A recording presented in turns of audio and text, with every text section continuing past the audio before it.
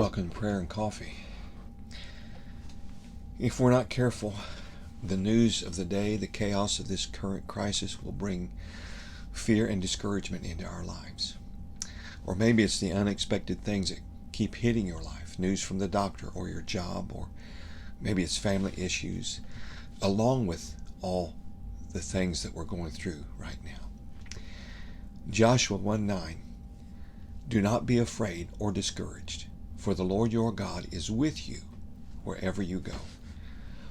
God was warning Joshua to not fall into two of the most effective obstacles to living in God's promises: fear and discouragement. Philippians 4:12 and 13. I know how to be abased, and I know how to abound. Everywhere and in all things I have learned both to be full and to be hungry, both to abound and suffer need. I can do all things through Christ who strengthens me. We can make it through this with Christ who strengthens us, and so much more. But not if we're afraid to trust in God's promises. Satan will do everything he can to scare you so you give in to fear. Or if he can't scare us, he'll do everything he can to keep you discouraged and frustrated. And we must be on guard against the arsenal of psychological weapons Satan loves to get into our minds. And he uses those weapons to keep us from walking in our calling and our purpose and in the exceeding great and precious promises God has for us. Hebrews 13:5-6.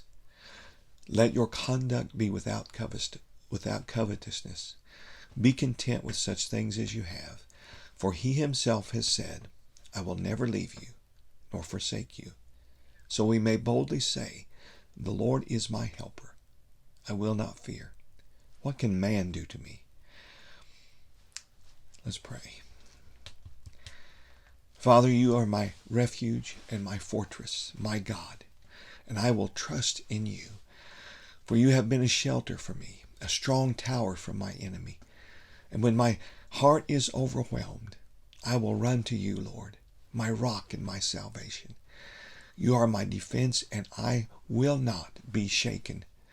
I will trust in you with all my heart and lean not on my own understanding, but in all my ways acknowledge you, Lord, and you will direct my path. Lord, you are my strength and my song, and I will rest in you. In the name of the one who has promised to never leave us or forsake us, Jesus Christ. Amen.